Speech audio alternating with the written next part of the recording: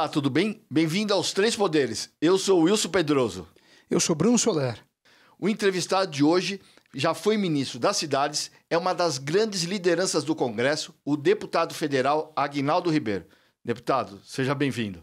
Eu que agradeço, é um grande prazer estar aqui com vocês. Deputado, muito se fala sobre inteligência artificial hoje em dia, né? Para o lado bom e para o lado ruim. O senhor é relator de um projeto de inteligência artificial no Congresso. O que a gente pode esperar? Olha, a gente está vivendo diante de uma realidade que é a inteligência artificial. Nasceu ali no final dos anos 50. A gente já tinha, na verdade, várias aplicações que nós usamos e não sabíamos, né, que era inteligência artificial. E hoje, na verdade, há uma aproximação desse uso com a população em geral, na sua aplicação final. Ou seja, as pessoas estão aplicando e usando diretamente as inteligências artificiais em cada aplicação específica, né? E é evidentemente que é uma realidade que o mundo todo está vivendo, né, numa transformação digital.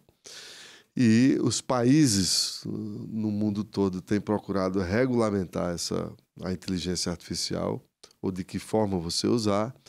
E para nós no Brasil isso também passou a ser um desafio, né? Havia um projeto na Câmara dos Deputados, da autoria da deputada Luísa Canziani, que hoje preside a Comissão Especial de um outro PL que estava no Senado, de autoria do senador Rodrigo Pacheco, que foi relatado pelo senador Eduardo Gomes, né, que foi aprovado, e é esse projeto que nós estamos relatando, é o projeto de lei 2338 de 2023. E qual é o desafio? É a gente poder fazer essa regulamentação.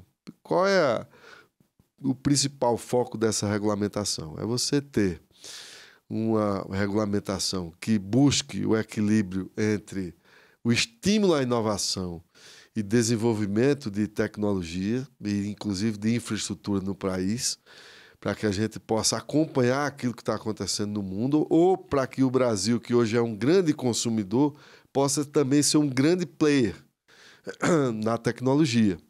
E, ao mesmo tempo, você ter aí a proteção, né, dos direitos fundamentais do cidadão como um todo, desde da questão da LGPD, por exemplo, na proteção de dados, né, até a utilização de imagem, né, até aquilo que a gente vê dos direitos autorais e copyrights, tudo isso contemplado nesse projeto. Esse é o desafio que nós temos, foi construído no Senado e que agora está na Câmara dos Deputados, para que nós possamos tratar. O deputado, só uma pergunta, deputado.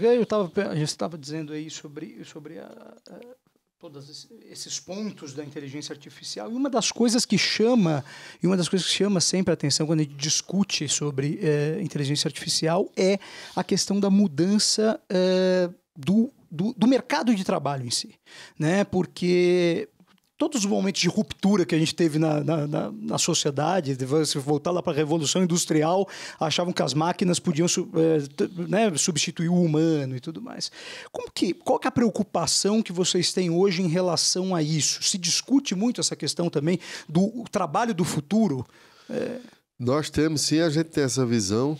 Um dos painéis nas audiências públicas que eu apresentei no plano de trabalho será esse, né, da competitividade e também de empregabilidade, né, já a questão dos empregos, dessa nova visão. Eu sempre acredito que aquilo que a tecnologia ela vai à frente, inclusive, de governos e de parlamentos.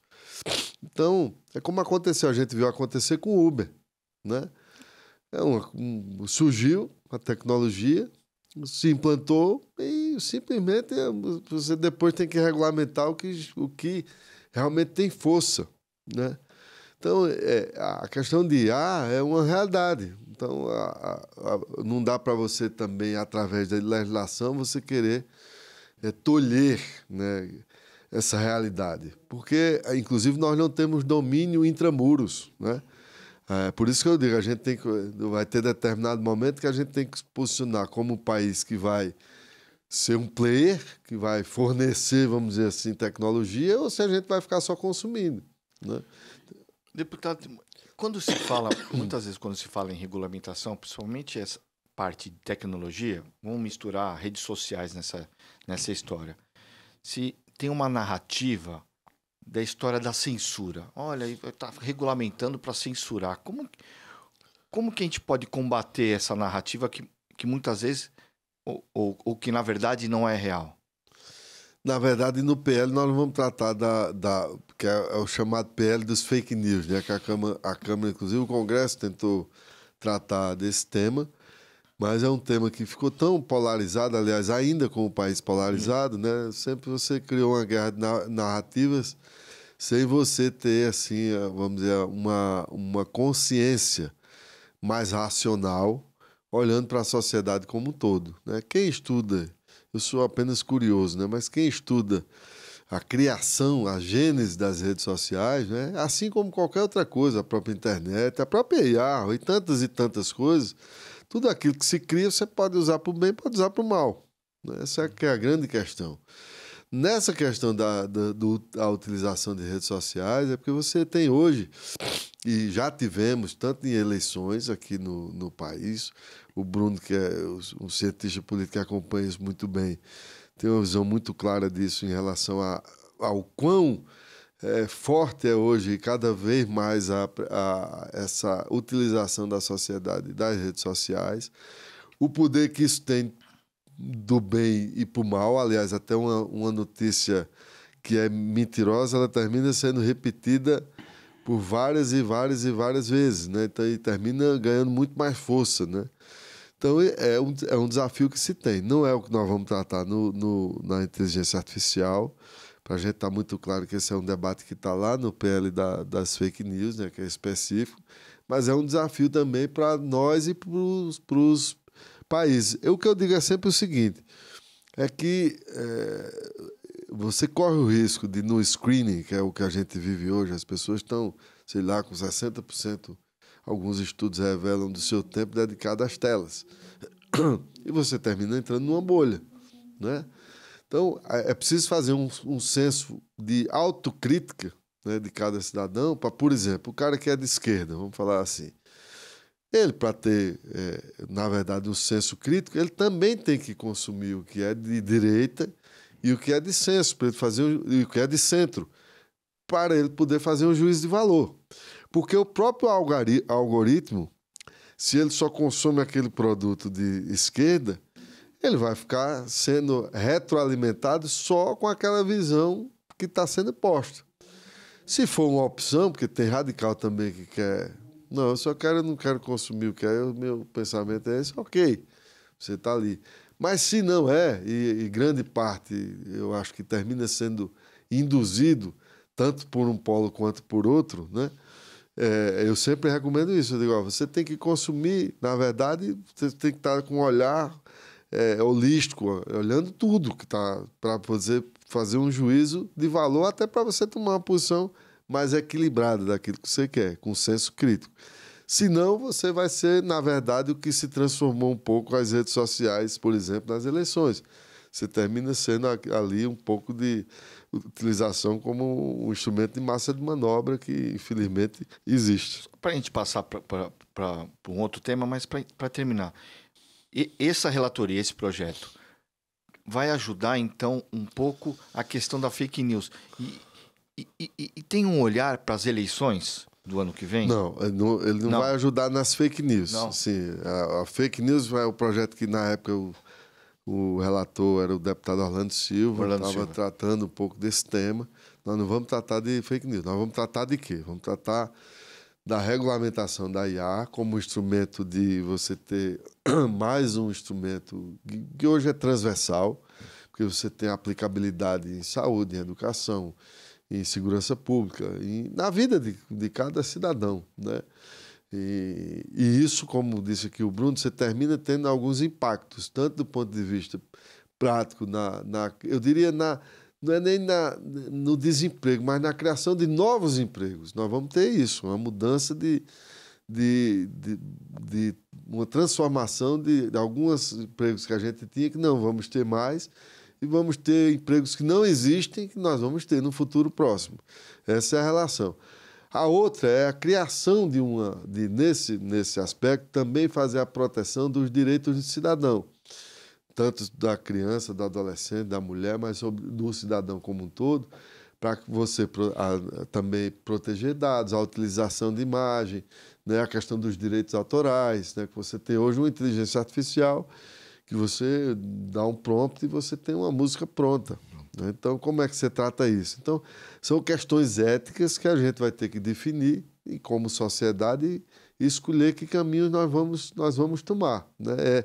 Esse projeto regula isso. E, para além disso, ele também vai estimular o fomento e a infraestrutura, né, que é necessária para a inteligência artificial. Não existe inteligência artificial sem você ter data center, sem você ter dados aqui no nosso país.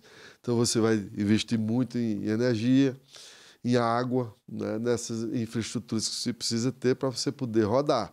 E a gente passar a ser um player que, de fato, possa produzir, né, tecnologia, inclusive IA, né, para se exportar. Por isso que é aquela pergunta que eu fiz no início. Que país a gente quer ser? Né? A gente quer consumir o que já consome hoje, que a gente praticamente consome tudo de fora, né? A gente não tem armazenamento de dados no país, é muito pouco. E aí também tem um outro debate, que é o debate da soberania nacional, né? Com a questão desses dados, onde é que você armazena, né? Porque o que é que está acontecendo na prática? Ao longo dos anos, mesmo com a LGPD, difícil é o cidadão que lê aquilo ali, tudo que está... Por quando você vai acessar um aplicativo, você lê tudo aquilo para apertar o quadradinho, li e concordo, né? Para você poder abrir e ter acesso ao serviço.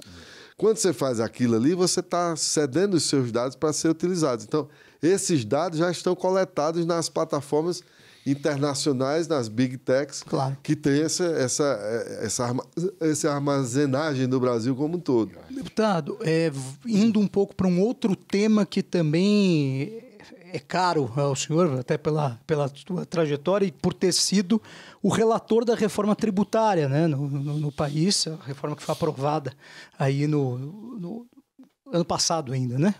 Ela foi aprovada. Fazendo um mix sobre esses dois trabalhos importantes que o senhor tem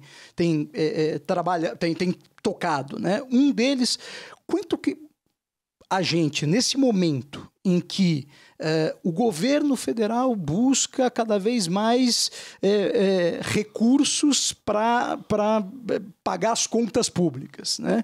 A gente teve uma reforma tributária. O quanto que a IA pode incentivar a informalidade ou trabalhar para que não se venha tributos, sejam pagos para o país, serem coisas que talvez paguem fora do Brasil. Quanto que isso está sendo discutido nessa regulamentação? Tem algum ponto nesse sentido? Não, tem um ponto importante que foi o split payment que a gente adotou na Emenda Constitucional 232, né, quando eu relatei a antiga PEC 45, que virou a Emenda Constitucional 232 de 23, que é a mudança no sistema tributário. Nós ali criamos o split payment, baseado no PIX. Era uma conversa que a gente tinha, não é que é baseado no PIX, mas o então presidente Roberto Campos Neto estava desenvolvendo o PIX.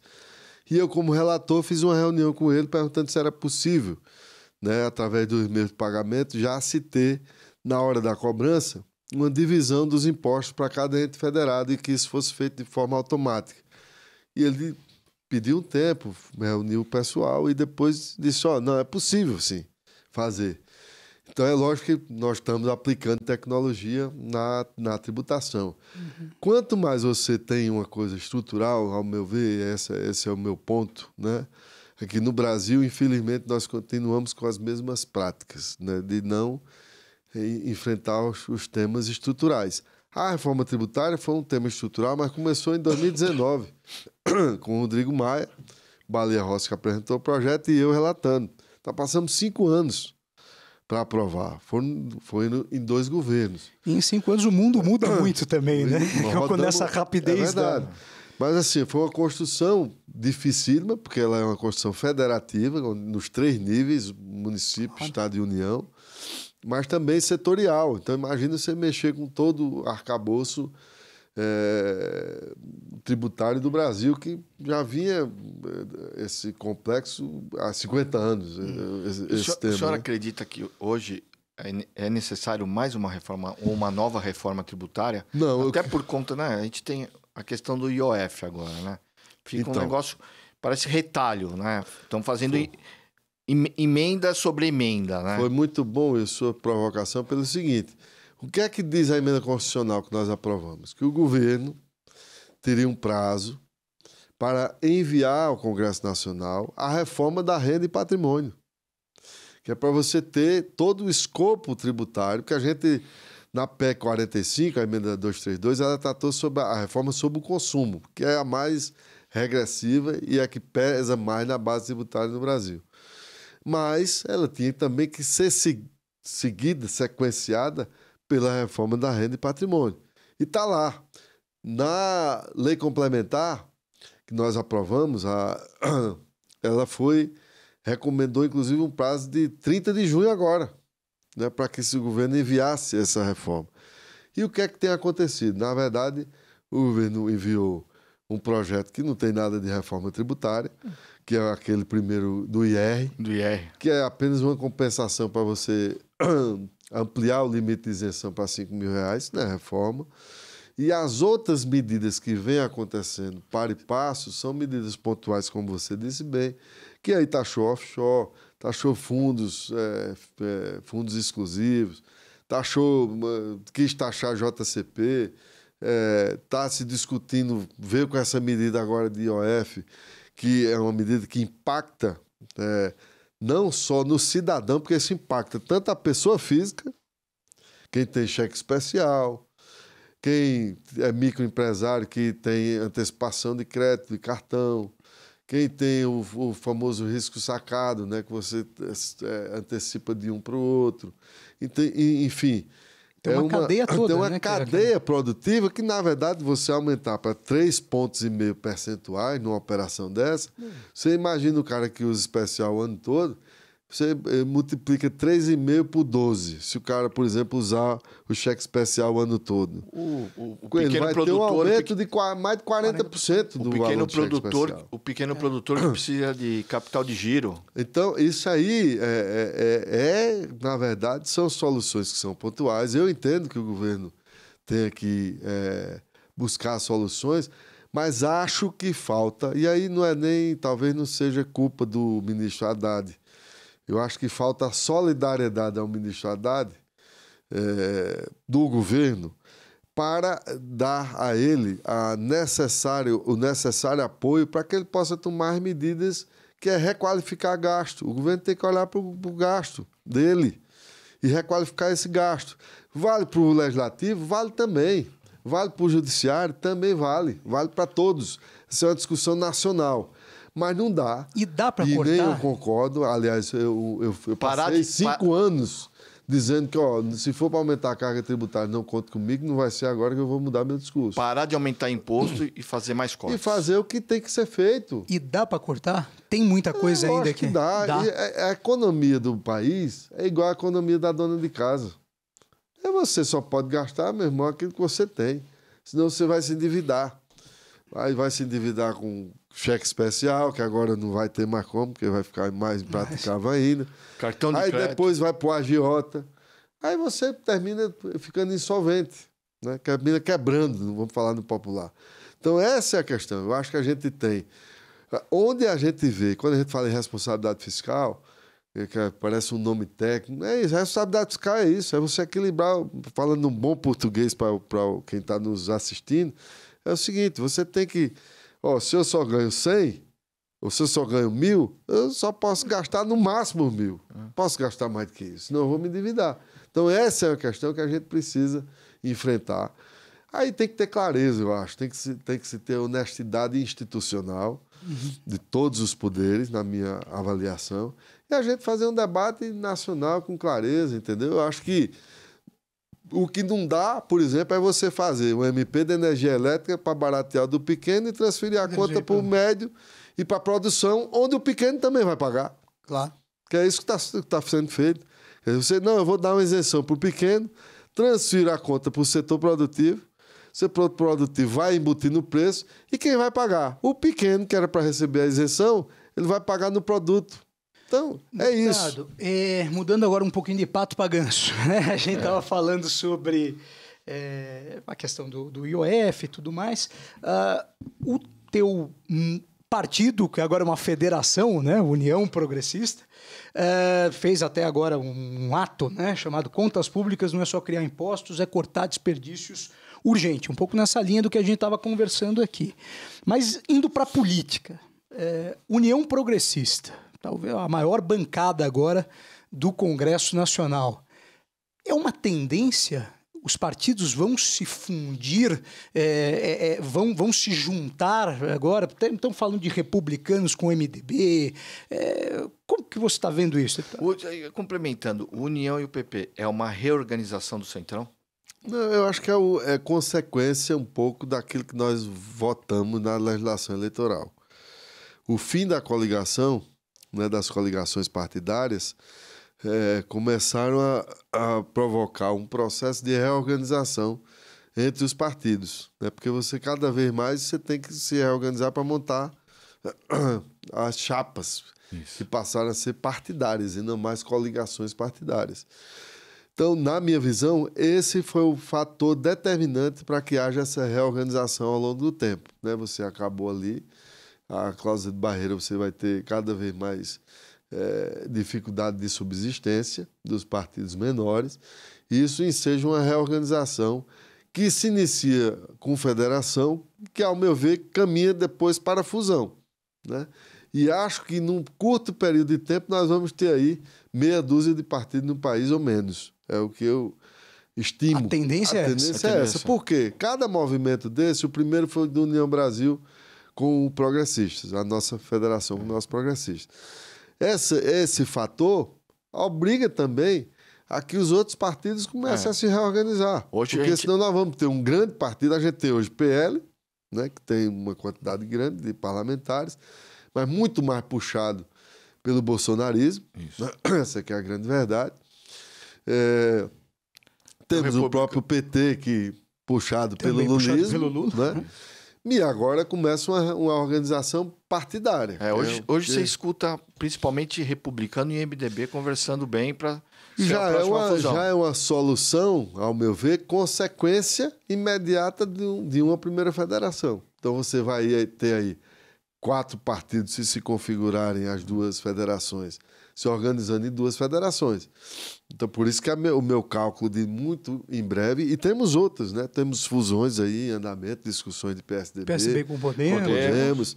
Tem Solidariedade que também está discutindo, tem outros partidos que estão discutindo. Eu acho que essa é uma tendência. Por quê? Porque senão você vai ter uma escala de grandes partidos e depois partidos num patamar bem inferior. E aí você vai ter, lógico, num regime de coalizão ou de governo, num presidencialismo de coalizão, né? Você vai ter uma arrumação, enquanto não se oficializa, vamos dizer assim, o parlamentarismo, né? Ou o presidencialismo. É melhor para o país? O semipresidencialismo. Eu não sei o que é. Eu acho que o melhor para o país é a gente discutir as coisas com clareza, né? O que é ruim é hoje a gente viver um presidencialismo de coalizão fictício, né? Que a gente, como vê hoje, partidos que estão dentro do governo, né? Mas que não tem identidade programática com o que está posto. E o governo tendo esses partidos e também, me parece, não ter força para cobrar a relação. E eu acho que essa relação é uma relação identitária mesmo. Você tem que se identificar com o programa para poder você defender. Eu, por exemplo, tenho muita dificuldade de defender o que eu não acredito. E acho que é muito difícil você não ter clareza dessas questões. Ficou meio esquisito, né? Porque no bolsonarismo ali, no começo do governo Bolsonaro, entrou aquela, quem lembra, né? Entrou aquela história de a nova política. Então, se falava da política, se falava do Centrão, o próprio presidente com seus asseclas criticavam bastante o Centrão, e depois foram buscar no Centrão a salvação do governo, para poder ter ali o próprio Ciro Nogueira, que é meu presidente, que é extremamente experiente e competentíssimo, né? Na articulação. Foi para a Casa Civil do governo. Foi para a Casa Civil e deu estabilidade ao governo ali no final. Então, não dá para você mudar essas coisas assim. Eu acho que é um processo que passa por uma transformação, como nós estamos hoje vivendo. Nós estamos num imbróglio, eu acho, na minha opinião. Talvez uma reflexão seja o momento institucional que nós estamos vivendo. De fato, eu acho que nós vivemos uma crise institucional. Não dá para dizer que não tem, né? Isso aí seria hipocrisia. Nós temos uma crise. No mínimo, uma crise identitária mesmo das instituições. Claro. Porque é um, né, ou se valendo do outro para cumprir o seu papel, né? Ou é outro se esquivando do papel que deve cumprir e não cumpre. Deputado, a gente está caminhando para o final já do nosso papo e a gente tem uma brincadeira aqui no final, que é o seguinte: como a gente é da área de pesquisa, a gente quer fazer uma pesquisa contigo. E daí essa pesquisa a gente vai perguntar e daí tem que ser papum, né? É rápido. Pai bola. Vamos lá. Como que o cidadão, daí não só o deputado, mas o cidadão Aguinaldo Ribeiro, avalia a gestão do presidente Lula? Aprova, desaprova, tá regular, como que tá? Eu acho que é porque quando você vai pôr aprova ou desaprova, você não dá margem a gente comentar, né? Porque aprova ou desaprova o regular, então vamos no regular. No regular. É. Do governador da Paraíba, João Azevedo. Aprovo. Aprova. Aprovo com louvor. Com louvor. Você vota em Campina Grande? Voto em Campina Grande. Do prefeito Bruno Cunha Lima. Estamos esperando começar o mandato. Desaprova. Como que você se identifica ideologicamente? Você é de esquerda, de centro ou de direita? Eu sou de centro-direita. Centro-direita. Porque eu acredito muito na questão do política liberal. Você com pouco... Do diálogo. Muito diálogo, mas agora não nem polos. Nem o polo de direita, nem o polo de esquerda, né? Mas direita moderada. Não, porque eu valorizo família. Então, nesse aspecto, eu sou conservador, né? Se a gente pensar um pouco por aí, eu sou conservador, mas também sou liberal na economia. E eu acho que tem que ser assim. Dá para você conciliar você ser social se você for liberal. Não dá é você querer ser social sem fazer o dever de casa, porque você não vai ter grana para cumprir o social. Pro Aguinaldo Ribeiro, quem que foi o melhor presidente da história do Brasil? Aí a pergunta é difícil, porque da história do Brasil você está para além do meu tempo. Né? Mas a gente tem Juscelino Kubitschek, que é um brasileiro que mudou a história do país, transformando, inclusive, possibilitando que a gente estivesse hoje aqui, né? Em Brasília, fazendo essa entrevista. Então, para mim, apesar de eu não ter vivido essa época, mas Juscelino foi, para mim, um grande presidente, um grande brasileiro, e eu reputo, assim mesmo não tendo assistido, foi um homem que teve muita visão, inclusive coragem para fazer cumprir e valer a própria Constituição brasileira. Qual que é um político, e daí pode ser brasileiro ou estrangeiro, que mais te inspira? Da atualidade, do passado? Pode ser do passado também. Olha, eu tenho alguns políticos que eu tenho eu gosto muito por exemplo, vamos dizer, do passado recente. Passado não, da atualidade, eu gosto muito do Barack Obama. Eu acho, para mim, dessa safra de políticos recentes, né, ele foi um cara que trouxe muita inspiração para todos nós, pela sua história, pelos desafios que teve, né, e pelo legado que deixou de ser um cara que, de fato, se preocupou tanto com a questão social, mas também olhando para a questão humanitária e a questão econômica, porque, como eu disse, não dá para fazer caridade se você não gera riqueza, não tem essa magia, né? Qual que é o maior problema do Brasil hoje? Se a gente tivesse que citar o maior problema, se você pudesse resolver ele. Tem alguns problemas, se você for citar um hoje, eu acho que para a maioria das pessoas é a segurança pública. Eu acho que esse a gente vê com muita apreensão nessa questão da gente estar vivendo isso no Brasil como um todo. Eu acho que esse é um grande problema. Agora, a gente ainda tem outros problemas para enfrentar, né? Nós temos problemas estruturais que precisam ser enfrentados. Precisamos resolver essa questão. Aí é esse dever de casa. E quem o Aguinaldo Ribeiro gostaria de ver como presidente do Brasil? Tem algum nome que hoje você diria, eu gostaria de ver essa pessoa como presidente? Olha, a gente tem... Porque no jogo de presidente do Brasil, você olha para o que está posto, né? Está olhando para alguns atores. Eu não vou citar o nome, mas vou traçar um perfil, se me permitir. O que eu gostaria de ver era um político moderno, que olhasse para frente, né? Que saísse desse ranço de radicalização e polarização, que eu acho que as pessoas estão cansadas disso, e que pudesse discutir e apontar os caminhos para o país. A gente, nas últimas eleições, não tivemos debate sobre um projeto de país. A gente teve só o dedo na cara de um apontando para o outro. A gente precisa de ter um plano, um projeto para o país. Até para que a gente possa ter uma política de Estado e não de governo, porque os governos são muito rápidos, são 4 anos só, não dá para fazer muita coisa. Deputado, infelizmente chegamos ao fim. Quero agradecer muito a oportunidade de o senhor ter aberto esse diálogo conosco aqui, trazendo um pouco de informação disso, um pouco os bastidores do Congresso, um pouco do trabalho de inteligência artificial, essa questão dos cortes de custos. Muito obrigado, viu, Bruno? Eu que agradeço a oportunidade, estamos sempre à disposição. Brunão, obrigado, viu? Valeu, sim, obrigado, deputado. E esse episódio você acompanha no YouTube, você acompanha no Spotify, no R7, no Disney e no Play Plus. Fica com a gente. 3 Poderes. Até o próximo episódio. Valeu!